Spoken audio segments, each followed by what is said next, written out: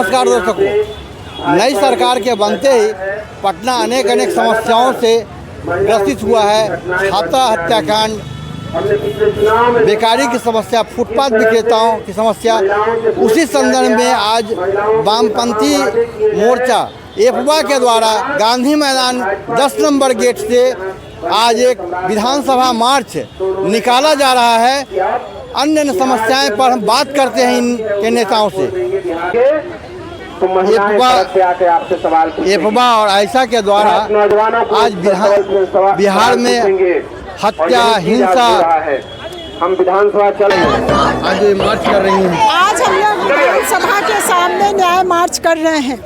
बिहार में जिस तरीके से बेटियों पर लगातार हमले हो रहे हैं, हत्याएं हो रही हैं, जहानाबाद की छात्रा वो मार डाली गई और पुलिस अपराधियों को बचाने में लगी हुई है। हमारी मांग है कि बिहार को महिलाओं के लिए, बेटियों के लिए सुरक्षित बनाया जाए। नीट छात्रा कांड में सीबीआई की जांच कोर्ट की निगरानी में हो और सड़क से लेके, स्कूल से लेके कैंपस तक बेटियां सुरक्षित हो। आयशा के कार्यकर्ता हैं, एफवा और आयशा के कार्यकर्ता हैं।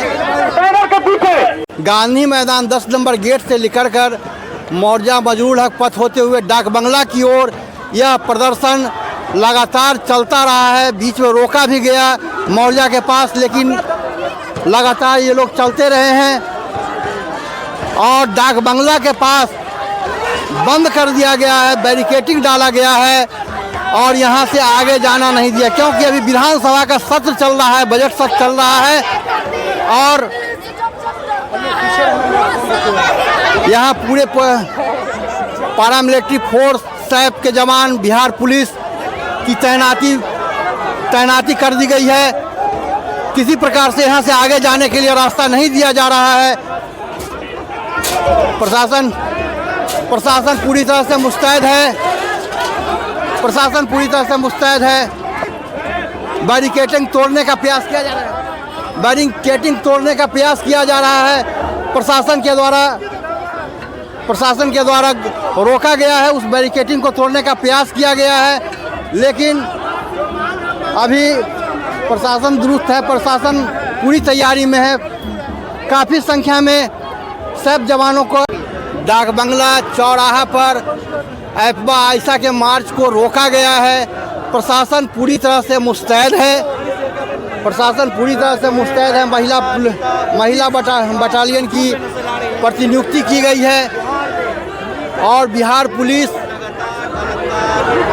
का पूरा दबाव है कि डाक बंगला से आगे प्रदर्शन को नहीं ले जाया जाए, क्योंकि विधानसभा का बजट सत्र चल रहा है और ऐसे में विधानसभा में ऐसे प्रदर्शन होने से कानून व्यवस्था में काफ़ी परेशानी आएगी।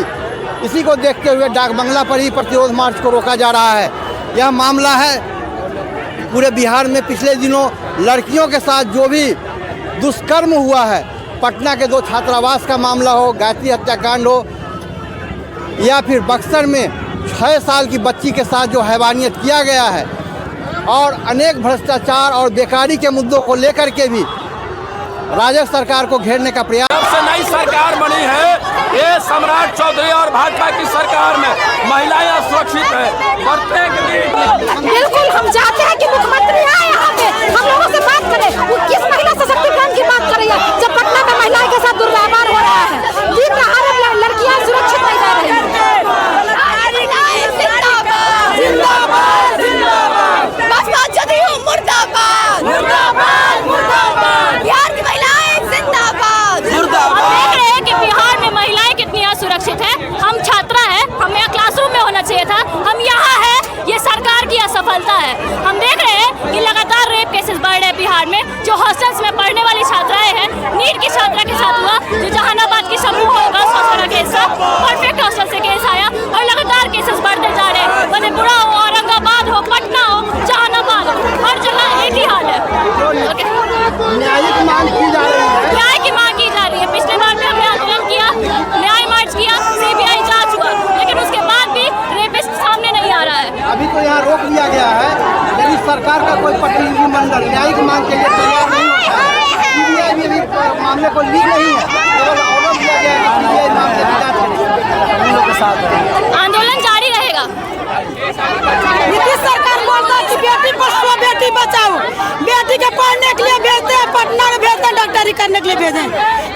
बेटी की हत्या कर दी जाए ना। नीतीश सरकार का आवाज उठाया जाए ना, पुलिस प्रशासन का आवाज उठाया।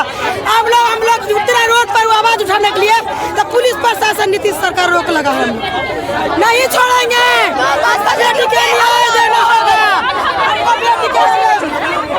हम देखते हैं किस तरह से ये जो सरकार है, भाजपा जदयू की सरकार है, सम्राट चौधरी की जो सरकार है, उसमें महिलाएं बिल्कुल सुरक्षित नहीं है। हत्या बलात्कार बिल्कुल आम है, बेलगाम है।